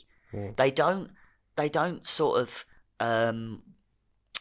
they don't skirt around the subject. No. Or like pretend that it wasn't a thing, because there are other episodes of Doctor Who where they make they meet famous historical figures, and some of the things about them that are not positive, shall we say, or good, are just sort of not mentioned or brushed under the carpet. Whereas in this, his mental illness and his struggles with depression are very much, they're front and center. They are front and center, but they're not handled in an insensitive way. No. It's handled in a very realistic and very sympathetic way. And you're right that a lot of times, not necessarily just Doctor Who, and a lot of television, probably prior to this, or prior to maybe about 2012, 2015. Yeah. A lot of times when it is just a TV show like Doctor Who, which is just like a kind of kids show. A Saturday, not even a kids show, just a Saturday afternoon show. Saturday afternoon shows not known for bringing,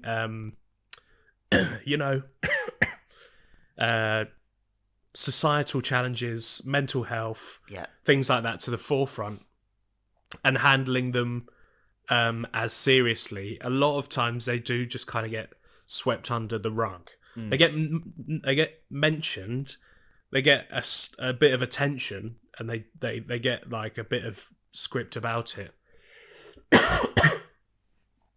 But a lot of the times prior to this, it would just be, we've said they've got mental health issues. Now we're going to move on. Yeah. But in this episode is front and center, and handled with tact, and handled with care, I guess. And it's not as well. It's not. It's not trying to lecture the audience. Not trying to lecture. Also, not trying to cure him. No. A lot of things when it's about something of this nature, it's sometimes they're like, oh, and then we helps them within the 15-20 minutes, and they were cured. Yeah. It's like he at the end he still has these demons. He still has these issues. And it's just a good. Take the monster of the week out of it. Yeah. It's a good showing of what it's like having mental health problems. Yeah. And for something to be shown within a 45-minute time period with a story. Yeah. It's quite well done. It is Very well done. well done. I mean, it's like, like from the Doctor and Amy's point of view, like in one scene, he's like lying in his bed and he's crying and he in despair, and he can't even bring himself to do anything. And then in the next scene, he's just fine. Yeah. But that's what it's like for people struggling with mental health. Yeah. And you can't really. And I don't know if I think at one point the Doctor says something in this episode about I there's nothing I can do. I can't save this person. I can't.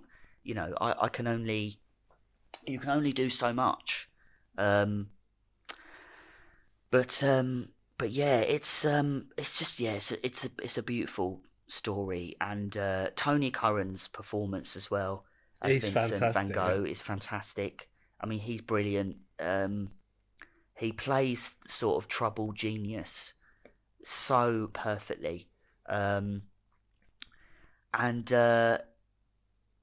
also as well, I think I'm guessing this is deliberate, but when I rewatched it recently, I only really noticed the I guess because I'm an adult now, and wouldn't say I was more mature, but definitely more lived. Yes. I also noticed that the fact that the monster in this episode is invisible, right, for the most of and they can't see it. That is, I think that was supposed to be a deliberate Metaphor for mental illness. Yeah. Because it's like an invisible disease. It is, yeah. And I remember when I know, you know, people probably listening to this now will probably be like, yeah, obviously, like, what are you, thick or something? But I only realised that recently, and I thought and I'd already loved the episode before that, and then I realised that recently. I was like, oh yeah, that makes perfect sense. Just adds another layer to it. Yeah, and I was like, God, that's so clever, and then of course, the scene at the end. Which is what really, for me, this really makes this episode stand out. I mean, it's so touching, and it gets me every time when they take him into the future to see his work at the gallery. Yeah, and then Bill Nighy's there with his bow tie, and he gives that monologue, that speech about how he thinks Van Gogh's the greatest ever painter who ever lived, and all this, and he's listening and crying, and then he goes up to him and hugs him and says thank you. Oh God, the music is great. Yeah, the monologue is fantastic. And it's it's perfect. It's one of the best scenes, if not just for this series, but for the whole of New Who. Yeah, quite iconic for New Who as well. Yeah, you know, I know. And I really love it. It's so heartbreaking as well when they take him back. Yeah. And he's like, thank you so much. I have renewed passion, and I feel like a new man, and I can start again. This is fantastic. And Amy's like, all excited, like, oh, come on, let's go back to the museum and see how many more paintings that he did. But and the Doctor you knows. can see that the Doctor's like, yeah. That's not how it works. And then they go back, and she's like devastated. She's like, I don't understand. Like, you know, he still killed himself. But like, I think they say it was like a month after that. He still killed himself despite that. And the Doctor's like, well, yeah, that's mental illness. Yep. You know, and yeah, it's just very. Again, it's quite. It's quite adult subject matter for Doctor Who. It's very adult, yeah. You know, but I think it's great. It's just having it be the forefront of the episode, and then it's so poignant at the end where like you said, they still revealed that 1 month later he dies. It's ultimately quite heartbreaking because, you know, They did help him, but you know that's just not. It's still not enough. Yeah. But yeah, fantastic episode. I can see why it's most people's favourite of the series. Yeah. That takes us to the next episode, which is The Lodger. Yeah. I like the episode. I think it's really good. I like it too. And for an episode that stars predominantly James Corden, that's quite a surprising statement. Yeah. Which again is just, you know, testament to Steve Moffat's writing. Yeah. Matt Smith as the Doctor, and again James Corden in it as Craig is. Yeah. I like him. Yeah. He is just a very relatable person. He's actually bearable. Yeah. In this. Yeah. Yeah, he is. He I agree. He's. I really like. I don't know what it. I can't stand him as Smithy. I can't stand him in real life, to be honest. But I don't. As Craig, I think he's really likable. Really likable. He's. I was like, yeah, I could live with him. Yeah. You know, I would be his flatmate. He's just an ordinary bloke. Yep. And also, this is another great example of that thing I was saying at the start about how he's the primary protagonist of this story, and the Doctor's the companion, the imaginary, the magical sidekick. Magical sidekick. Yeah.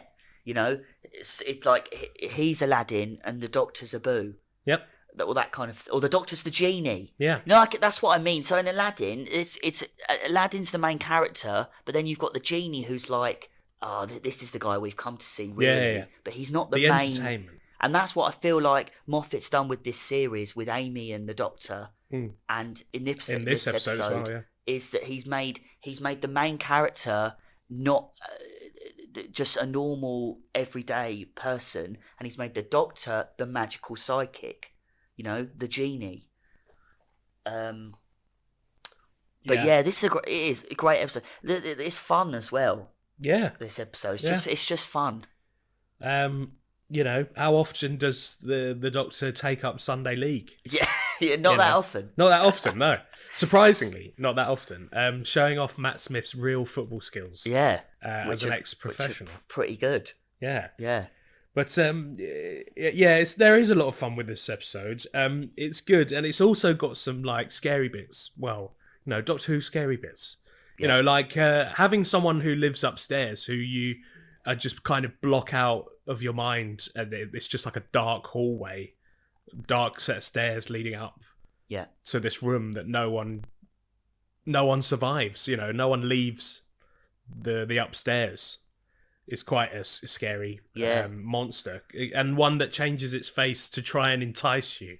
Yeah, which is again, it's kind of scary, you know, especially when it uses it as like an old man, and it's just like, help me, and it's just like, yeah, who wouldn't want to help an old person, you know, who's asking for help, and then it turns out that they're dragging you up to try and see if you can power this makeshift TARDIS.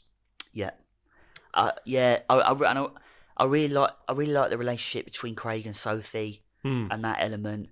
The thing about this episode, it's light-hearted and fun. Yeah, but it's you know, this is an episode that you could just stick on a Sunday afternoon, a rainy Sunday afternoon, and just sit down and watch it. It doesn't have any impact on the story arc. Not necessarily. It doesn't really matter what, like, this is one of those episodes where it doesn't really matter what order you watch it in. No, you could watch it in any old episode. This could have been like 4th or 5th episode in the series. And you'd be like, and this could have been this story could have worked with any Doctor. Yes. Really, you know, you could have, this could have been a 10th Doctor episode or a 9th Doctor episode. Yeah. You know, God, that would have been good to have Eccleston riffing off James Corden. Yeah, he'd have been good as a flatmate, as a football playing flat. Hello, flatmate. he's just like just him in his black shirt and leather jacket. Know, just nonchalantly bringing loads of stuff back to make a very non-sci-fi bit of kit. You know. Yeah, this would have been a great 9 episode. Yeah. But no, you're right. It's great. I really like this episode. It's fun. It's light-hearted. I mean, it's probably, of this series, it's probably the comedy episode. Yeah, there's always a comedy episode as well, isn't there? And this is definitely it. Sometimes the comedy episode is awful, but this one is not really awful. good. Yeah, it's good. So exactly. And it's nice. It's a nice buffer to have between that and the 2-part finale. Yeah, especially after Vincent the Doctor was very heavy and emotionally impactful. Yeah. It's nice to have a light filler episode. Yeah. Before the big finale. Before the Pandorica opens and the Big Bang. Yes. Now, what can be said about this? Well, listen. I love Moffat. Yeah. I love his writing. I love his. I loved his era. I think it was I think it was the peak of Doctor Who, and I think we're lucky to have had it. And I think that Matt Smith is brilliant. I think this is his best series as the Doctor, and I think this series as a whole, Series 5, is excellent, and I think it's the best series out of all of New Who. Ooh. However, having said all that, I do think that one not criticism, but one thing I have with Moffat's series finales is that I do find them sometimes a bit. Convoluted. Yeah, I don't want to say schlocky because that's unfair because they're not. Plus, we really use it all the We've time. used it way too much. This episode is the schlocky episode. But it's just, I mean, look, don't get me wrong. I think it's an exciting adventure, and it's a great story. But yeah, I don't know. I don't know if the payoff worked for me. That is the thing for me also. I feel like the build was fantastic. Yes. To the episode Throughout the whole series. Yeah, 100%. I feel like I mean, the cracks in the wall was one of the best overall story arcs, and one of the most memorable. Yeah. In terms of overall story arcs, but I feel like the payoff may not have hit the mark, and it was just a little bit too. And this is somewhat ironic for Doctor Who. Was just a little bit too twisty turny. Yeah. That I was just a little bit like, okay. Yeah. There's a lot of good things about it, I think. But something that you and I have talked about already on the podcast is that the stakes are always so high that the next series stakes have to be even higher. Yeah. And so the finale to a series of Doctor Who is always the end of the world or the end of time. Yeah. Or the end of everything. Yeah. Or reality bomb. So much so that by this point, or just after this particular series finale, yeah, it was a little bit like exhausting.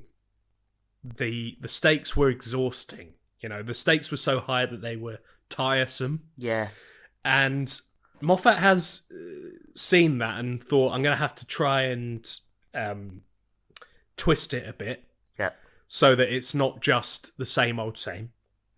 I feel like it just misses the mark.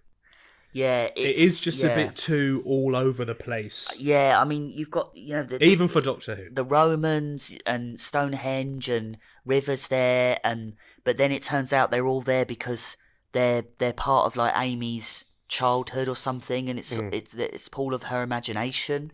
And then Rory's somehow alive again because he was part of Amy's mind, but he's not actually Rory. He's like a plastic figurine who can shoot stuff out of his fingers. He's got one of the guns from the plastic. And then men. all the villains turn up at the same time, like the Daleks and the Cybermen and the Sontarans, and then we have this big build up with the box, the Pandorica.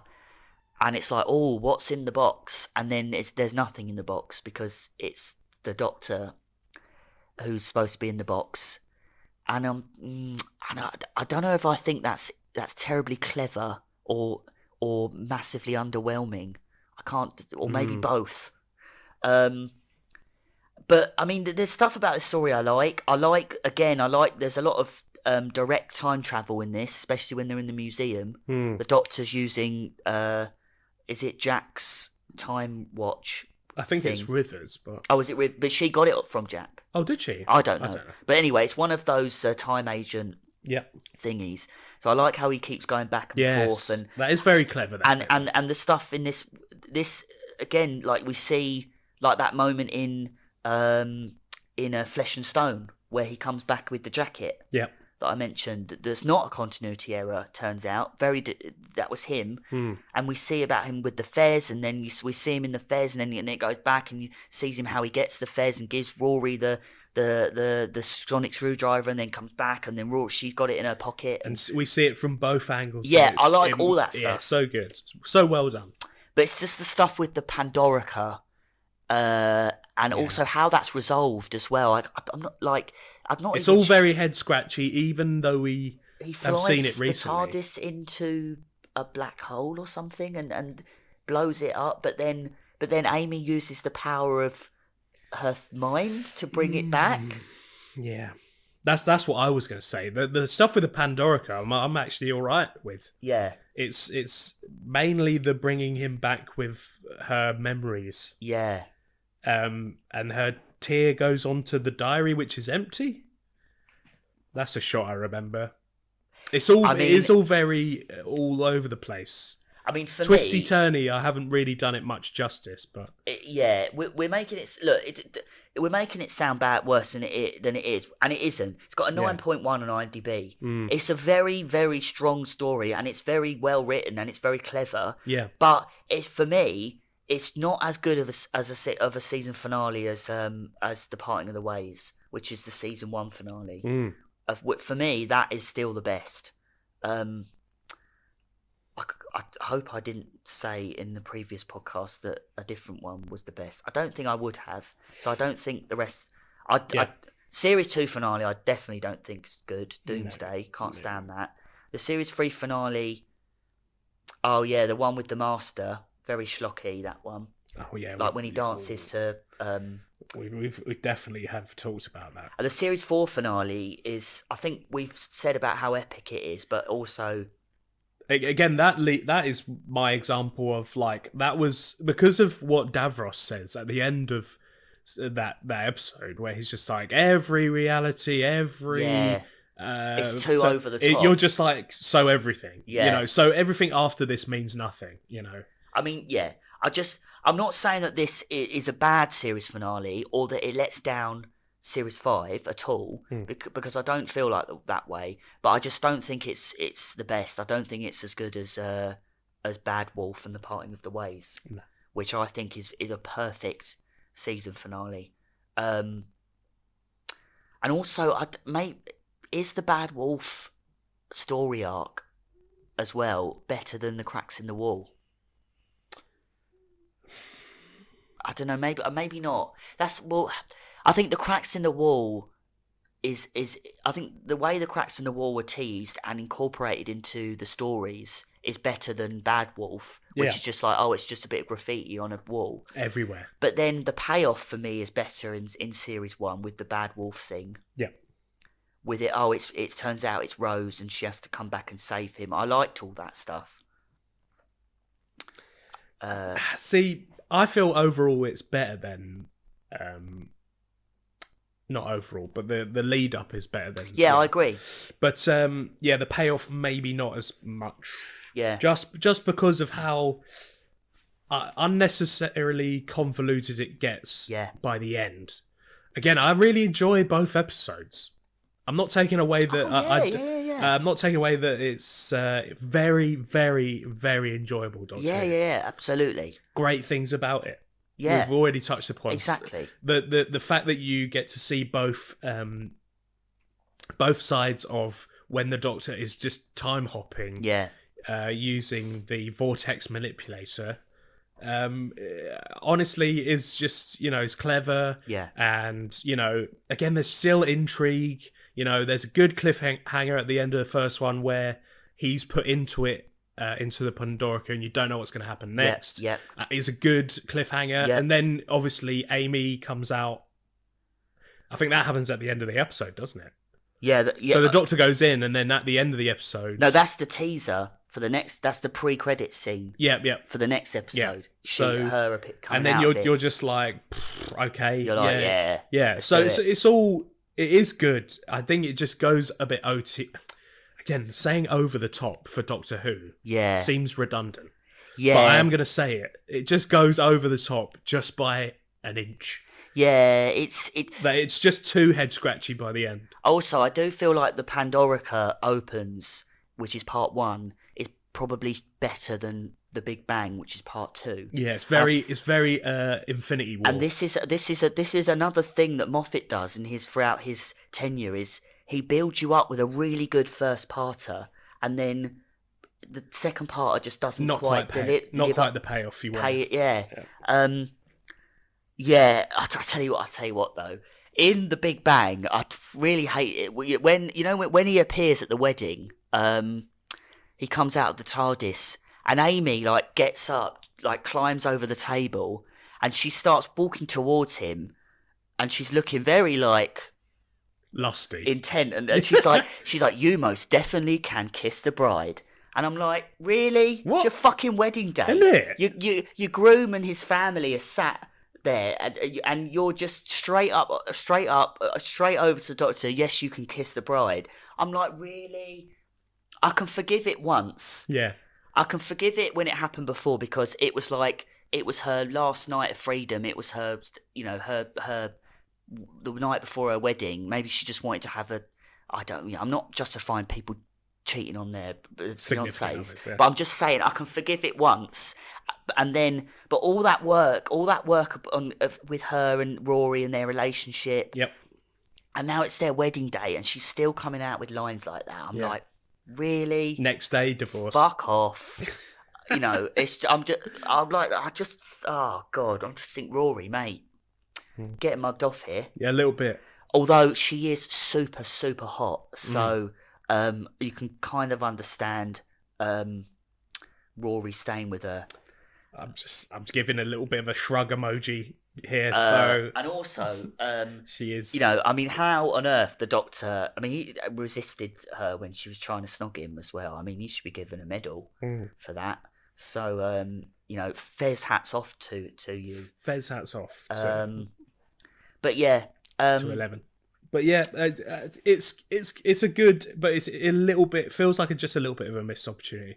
Yeah, with a payoff. Still got great bits about it. It's definitely not going to be low on anyone. Looking at the IMDb score you just said, it's probably up there with most people's bests if it's a 9.1. Look, I think it is, and I think for a lot of people, it's Moffat's best series finale. I personally don't agree. I think he's wrote better ones. I actually think Capaldi had great series finales in his era, which is ironic because his era is often is bogged down by a lot of questionable writing, and a lot of people don't like it. But I actually think his finales are better than Matt Smith's. It's very interesting. But yeah, but anyway, Series 5 as a whole, excellent. Yeah. I think top tier Doctor Who. I think it's the best series in all of New Who. Nice. I think it's number one. Right. Just for consistency. I think I need. I've said this already, I think, but I need to watch the rest to give a verdict. I'd probably be quite close by the end. Yeah. But it's definitely up there. I think I probably will be at least one or two this series. Fantastic. And Matt Smith, Karen Gillan, Arthur Darvill. Is that right? Just fantastic. Good chemistry between them. The supporting characters in this series were great, like Toby Jones. Yeah. Even extending that to James Corden. Yeah, I know. But fantastic series, and one I would watch again in an instant. Oh yeah. So now we are down to rating. Do you think it's better than 4? Yes. Yeah, so do I. Even though I really like Catherine Tate, and it's got some good stories in 4. Yeah. I think 5 is an improvement in every aspect. I do. I agree. I think 5, like we said, 5 is. I just think the quality of 5 is outstanding. I don't think there isn't a single bad episode the whole series. No, yeah. And even you could forgive it for having a bad episode, but it doesn't, because it's good. Because the rest of the season is good to great, but it doesn't have any bad episode. It's just consistently excellent throughout. So it's. I think it's a great series of Doctor Who. It's a great example of how to do a near perfect series of Doctor Who, of New Who, that is. And I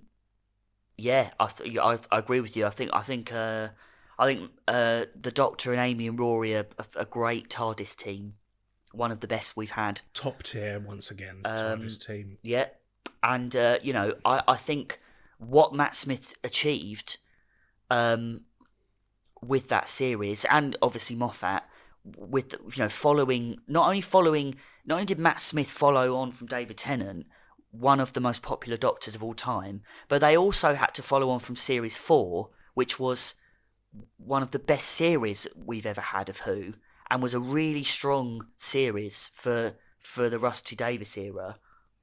And to follow that with an even better series, and in my opinion, even better Doctor, is truly remarkable. So what? So you've said Amy's Choice is your favourite episode. Yes. Is that what do you think's the best episode? Okay, so the best episode is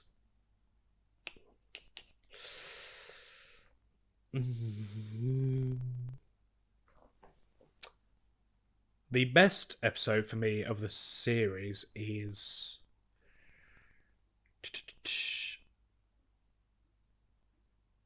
Vincent and the Doctor. Yeah.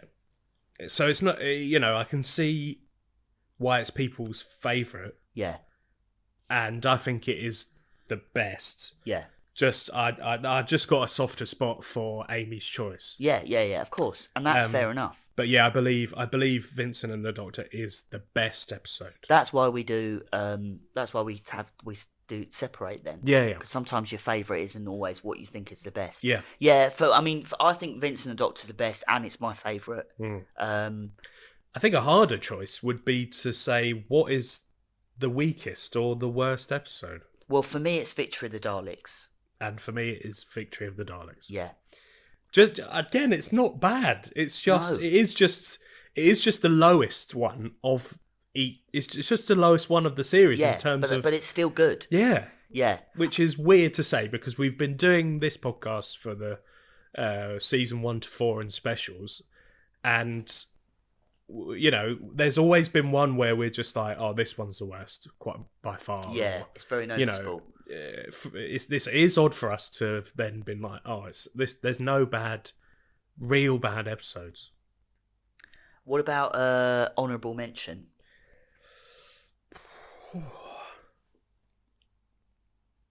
I mean, honourable mention for me would have to just be the.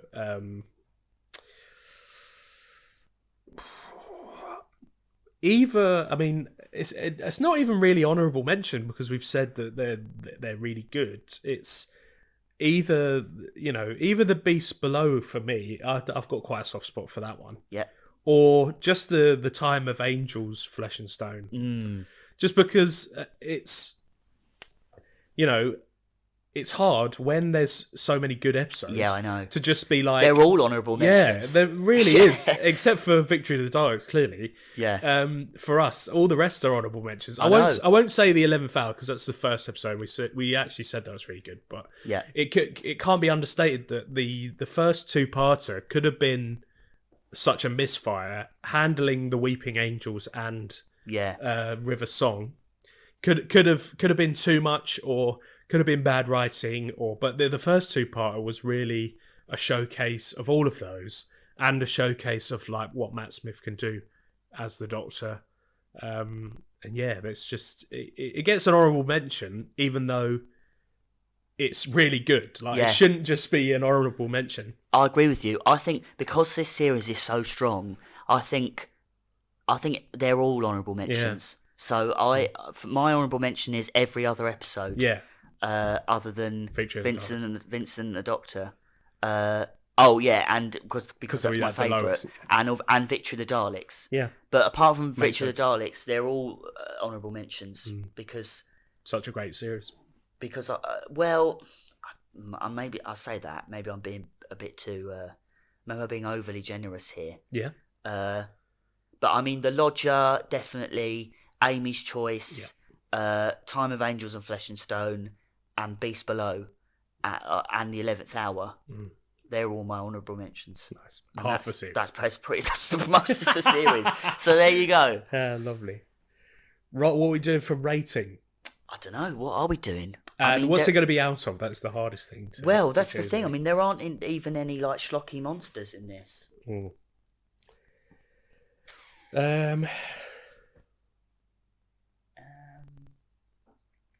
I don't know. Out of 5, you can most certainly kiss the bride.